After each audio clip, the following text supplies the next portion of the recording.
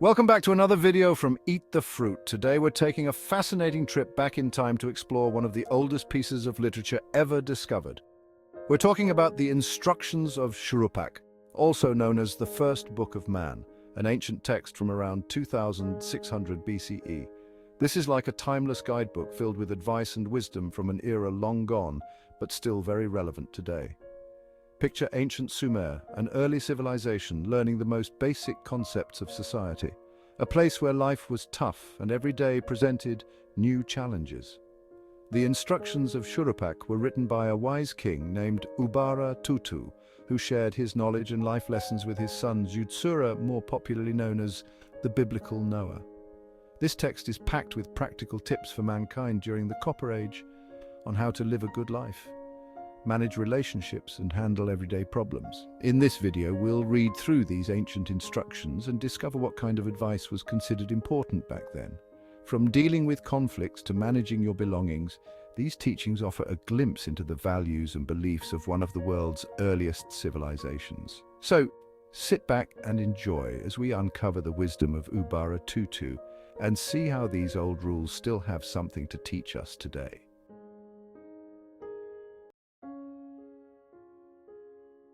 Passages 1 to 40. In those days, in those far remote days, in those nights, in those faraway nights, in those years, in those far remote years, at that time the wise one who knew how to speak in elaborate words lived in the land. Shurpac, the wise one, who knew how to speak with elaborate words, lived in the land. Shurpac gave instructions to his son. Shurpac, the son of Shurpac, gave instructions to his son, Ziudsura. My son, let me give you instructions. You should pay attention, Ziudsura. Let me speak a word to you. You should pay attention. Do not neglect my instructions. Do not transgress the words I speak. The instructions of an old man are precious. You should comply with them. You should not buy a donkey which brays. It will split your midriff. You should not locate a field on a road. You should not plow a field at a road or a path. You should not make a well in your field. People will cause damage on it for you. You should not place your house next to a public square. There is always a crowd there. You should not vouch for someone. That man will have a hold on you, and you yourself. You should not let somebody vouch for you. That man will despise you. You should not make an inspection on a man. The flood will give it back to you. You should not loiter about where there is a quarrel. You should not let the quarrel make you a witness. You should not let yourself in a quarrel. You should not cause a quarrel, stand aside from a quarrel. You should not take another road. You should not steal anything. You should not break into a house. You should not wish for the money chest. A thief is a lion, but after he has been caught, he will be a slave. My son, you should not commit robbery. You should not cut yourself with an axe. You should not make a young man best man. You should not play around with a married young woman. The slander could be serious. My son, you should not sit alone in a chamber with a married woman. You should not pick a quarrel. You should not disgrace yourself. You should not tell lies. You should not boast. Then your words will be trusted. You should not deliberate for too long. You cannot bear glances.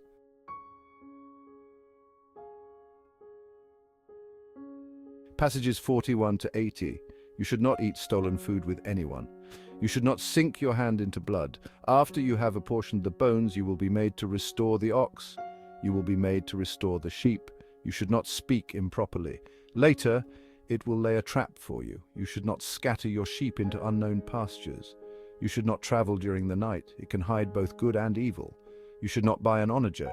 It lasts only until the end of the day. You should not have inappropriate relations with your slave girl. She will take advantage of you. You should not curse strongly. It rebounds on you. You should not draw up water which you cannot reach. It will make you weak. You should not drive away a debtor. He will be hostile towards you. You should not establish a home with an arrogant man. He will make your life like that of a slave girl. You will not be able to travel through any human dwelling without being shouted at, "There you go! There you go!" You should not undo the reed fence of the garden. "Restore it! Restore it!" they will say to you. You should not provide a stranger with food. You should not wipe out a quarrel. My son, you should not use force. You should not assault someone's daughter. The courtyard will learn of it. You should not drive away a powerful man. You should not destroy the outer wall. You should not drive away a young man. You should not make him turn against the city.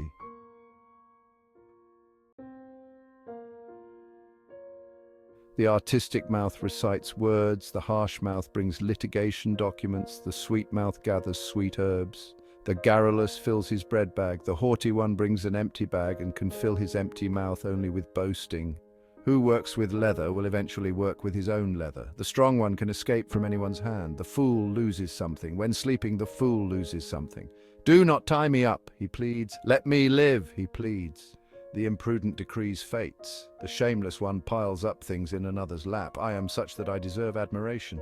A weak wife is always seized by fate. If you hire a worker, he will share the bread bag with you. He eats with you from the same bag and finishes up the bag with you. Then he will quit working with you and saying, I have to live on something, he will serve at the palace. You tell your son to come to your home. You tell your daughter to go to her women's quarters. You should not pass judgment when you drink beer. You should not worry unduly about what leaves the house. Heaven is far, earth is most precious, but it is with heaven that you multiply your goods, and all foreign lands breathe under it. At harvest time, at the most priceless time, collect like a slave girl, eat like a queen. My son, to collect like a slave girl, to eat like a queen, this is how it should be.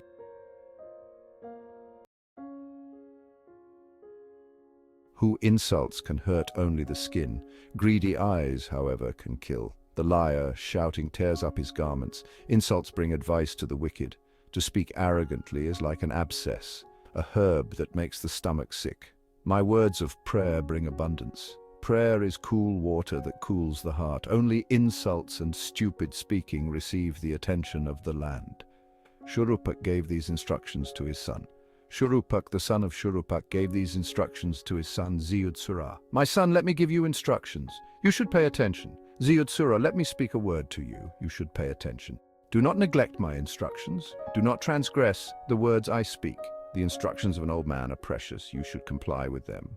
You should not beat a farmer's son. He has constructed your embankments and ditches. You should not buy the services of a disreputable woman. She is a mouth that bites. You should not buy a house-born slave. He is a herb that makes the stomach sick. You should not buy a free man. He will always lean against the wall. You should not buy a palace slave girl. She will always be the bottom of the barrel. You should rather bring down a foreign slave from the mountains, or you should bring somebody from a place where he is an alien, my son. Then he will pour water for you where the sun rises, and he will walk before you. He does not belong to any family, so he does not want to go to his family. He does not belong to any city, so he does not want to go to his city. He will not be presumptuous with you.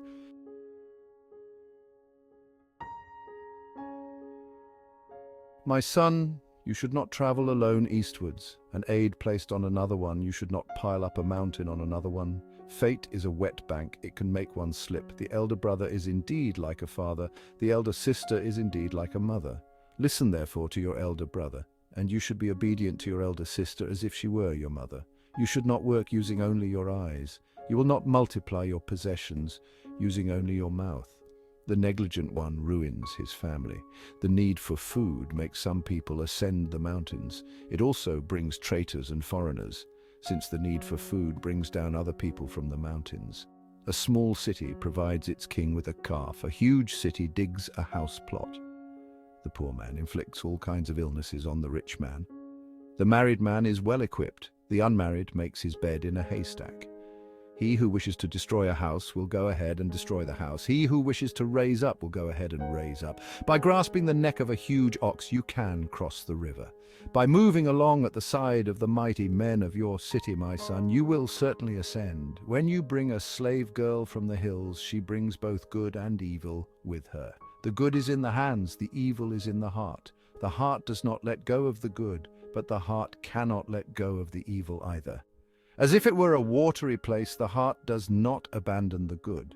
Evil is a storeroom. May the boat with the evil sink in the river. May his water skin split in the desert. A loving heart maintains a family. A hateful heart destroys a family.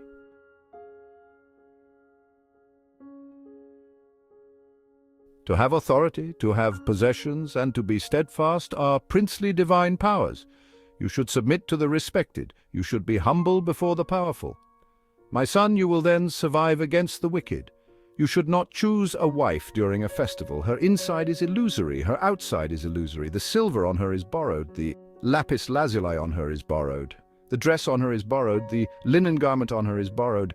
Nothing is comparable. You should not buy a vicious bull. One appoints a reliable woman for a good household. You should not buy a donkey at the time of harvest. A woman with her own property ruins the house.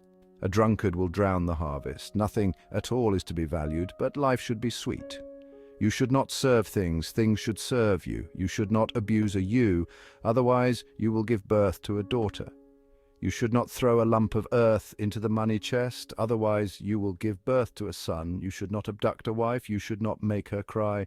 Let us run in circles, saying, "Oh my foot, oh my neck." Let us with united forces make the mighty bow. The wet nurses in the women's quarters determine the fate of their lord. You should not speak arrogantly to your mother, that causes hatred for you. You should not question the words of your mother and your personal god. The mother, like Utu, gives birth to the man. The father, like a god, makes him bright. The father is like a god. His words are reliable. The instructions of the father should be complied with. Without suburbs, a city has no center either. My son, a field situated at the bottom of the embankments, be it wet or dry, is nevertheless a source of income. It is inconceivable that something is lost forever. To get lost is bad for a dog, but terrible for a man. On the unfamiliar way, at the edge of the mountains, the gods of the mountains are man-eaters. They do not build houses there as men do. They do not build cities there as men do. For the shepherd, he stopped searching. He stopped bringing back the sheep. For the farmer, he stopped ploughing the field.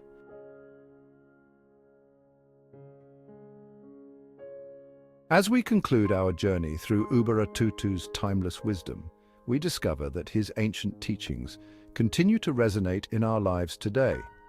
Ubaratutu's teachings stress the importance of humility and reverence for authority, the dangers of impulsive actions, and the lasting value of wisdom passed down through generations.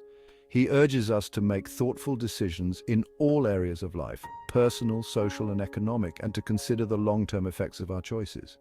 The text highlights the importance of family, the honor in honest work, and the need to face life's challenges with prudence and integrity.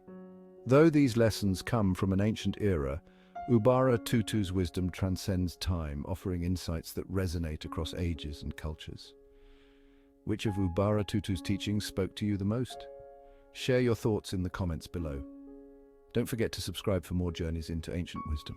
Thank you for watching, and we hope to see you in our next video.